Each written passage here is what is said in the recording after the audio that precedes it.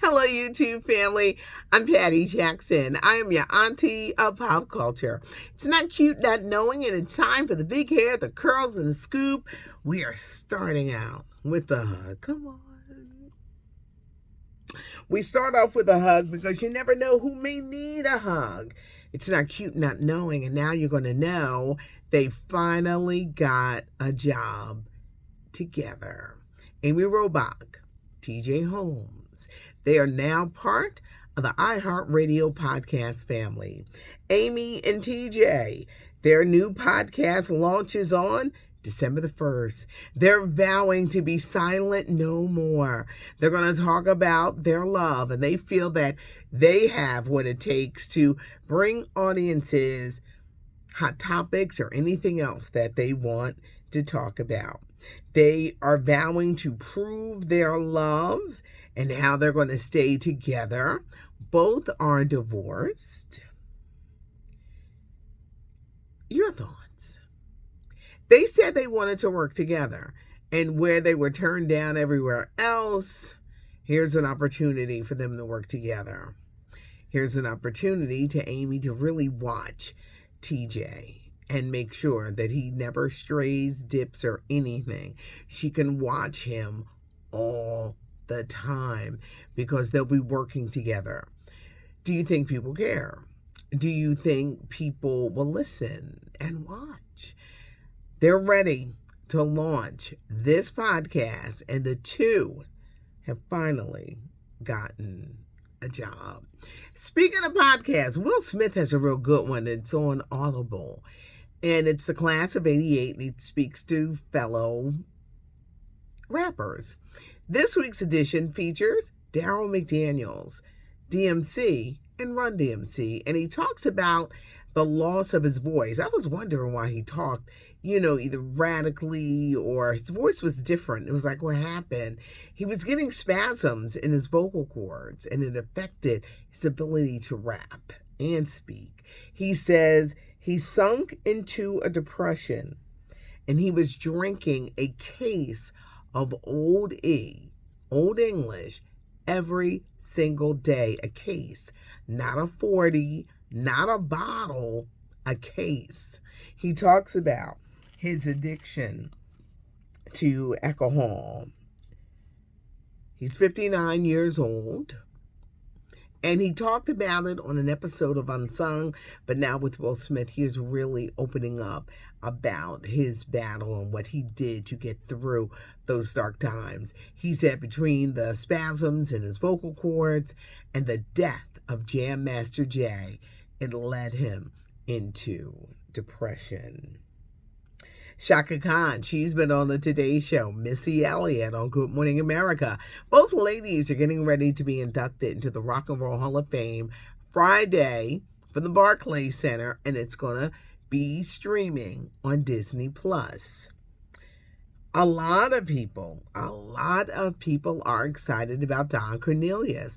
The Soul Train founder is going to be inducted into the Rock and Roll Hall of Fame. It's so tragic how Don Cornelius died so tragically by suicide, and he was a very troubled man at the end. Soul Train was a part of our lives. What did you do on Saturdays at 5? You had Soul Train on. For the culture, for music, for Black music, you had this very important show. Don Cornelius is one of the many getting inducted into the Rock and Roll Hall of Fame, but so many people are so excited. You got the Spinners, you got country legend Willie Nelson, the late George Michael, Sheryl Crow, Kate Bush, Bernie Taupin, who wrote many great songs with Elton John. It's going to be a night. It's going to be a night of music. And finally, Chaka Khan, Missy Elliott. Chaka Khan was on the Today Show saying she was so excited about this honor. But Friday night, everybody, airing on Disney+. Nelly is one happy guy. Nelly, the rapper, recently turned, 49? He celebrated his birthday. Yes, his 49th birthday. And Ashanti, his lady, his woman, his girl, because now he's claiming her, she brought him a car, not just any car. It was a $150,000, one of those classic cars that no one else has. Nelly, I know you glad to be back with her. I think they make the cutest couple. Nelly, don't hurt her. Marry her. I know she wants a couple of kids. She's in her early 40s, so get to step and make it happen. Make it happen. I love them as a couple because they just seem to be so happy. But Nelly, do not break her heart. She took you back. You could tell, that he was missing that thing and he got it back. So, Nelly, she done put you in that car. It's time to do the right thing. Get ready for the Muhammad Ali musical. It's going to be debuting in his hometown. I believe, don't quote me on it. It's either St. Louis or Kentucky. I believe Kentucky. But Q-Tip from A Tribe Called Quest is going to be the musical director. Marvel is in a crisis. What to do moving forward? Are there too many superhero movies? Do you bring back the Avengers after killing them off? What to do about Jonathan Majors, because they don't even know if they want to move forward with him as the new villain, as Kang the Conqueror. Ant-Man and the Wasp did not do well for them. So now they're like, can we put him in a movie? Because he's in a lot of trouble. Talent agency dropped him. He's got to go to trial. Some people flee when you get into trouble. And this has been dragging on all year. And now he's got to face trial. So who knows how long this will last. But Marvel is in a little pickle about Jonathan Majors and moving forward with the Marvel franchise at the movies. The Hollywood actors strike is still going on, so that gives them a little time before they have to make a decision. Soap opera star Tyler Christopher has died. For 10 years, he was on General Hospital, Nicholas Cassadine. Then he moved on to Days of Our Lives. His story is very sad. He died at 50 years old from a cardiac situation. He was briefly married to Desperate Housewives star Eva Longoria. He had battled alcoholism and mental health issues for years. I don't know if that was the cause from him not being on both shows, but you could tell through the years that his looks changed drastically. So you could tell that something was going on. This year really has been where you see troubled soap opera stars. A few weeks ago, it was actor Billy Miller. He was on General Hospital. He was on Young and the Restless as Billy Abbott.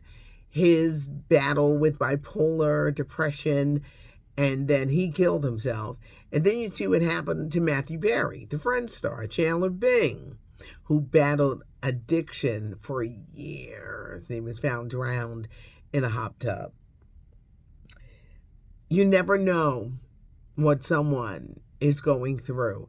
And 3 very sad cases, and all the common thing is addiction.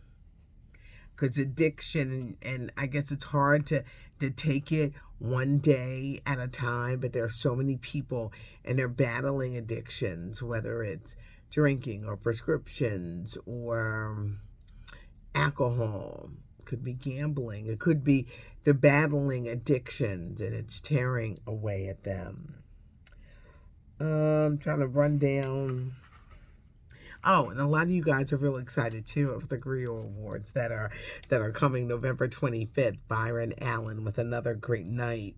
Singer Brandy, another woman that I adore. Her first Christmas album is coming out November the 10th. Christmas with Brandy, and she's got a new Netflix movie, The Best Christmas Ever, which is coming out in about 16 days. This is the year Michael Jackson's Thriller turns 40. For those of us of a certain age, boy, do we remember this. Music historian Nelson George takes us behind the scenes of Thriller. Michael Jackson's legendary 1982 album, It Redefined Pop Music. Usher's in this documentary, Mary J. Blige. Mark Ronson is in it. When you think of the music videos, there was nothing ever like Thriller. When you think about the moonwalk, 1983, Motown 25. I remember watching this with my parents, and I was babysitting a friend of mine's son. So we're all gathered around and screaming and making noise because we'd never seen anything like Michael Jackson do that moonwalk in Thriller. 7 top 10 singles Thriller had, including the #1 songs Beat It and Billie Jean. The winner of 8 Grammy Awards, at the time the best-selling album of all time. December the 2nd on Showtime and Paramount Plus, we're going to get to see Thriller at 40. I had a chance I was on a panel with the music historian Nelson George, who put this together.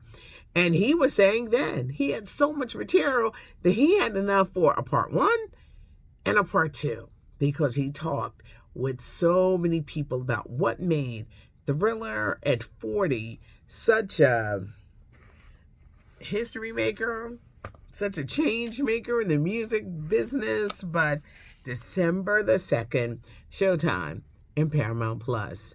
I appreciate the comments, so keep those comments coming in. Give us a thumbs up if you like the video. And of course, when you subscribe to the channel, you don't miss anything.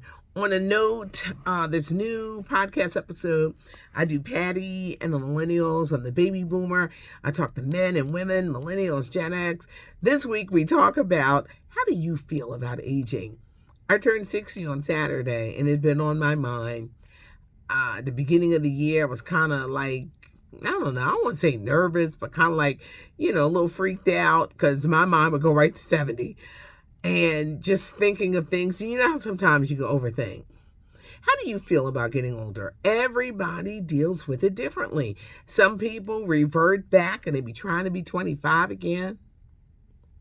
Some people are worried. Some people embrace it. They're like, bring it on. Bring it on. At the stage of my life that I'm in now, think of it as a basketball game. We're in the third quarter. And I'm still in the game.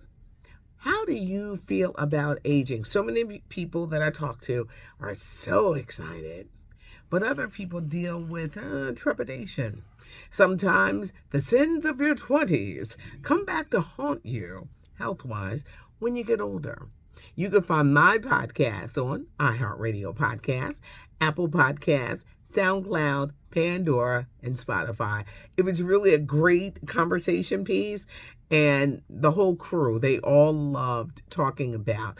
And you could just imagine, from a millennial, how do they feel about aging, to a Gen X, and you got me, the baby boomer, as I say, in the third quarter, like being in the game, third quarter of my life. So do check out the podcast, Patty and the Millennials. Thanks for joining me. As I said, subscribe to the channel, leave a comment, give us a thumbs up. It's not cute not knowing, and now you know. I'm Patty Jackson. I am your auntie of pop culture.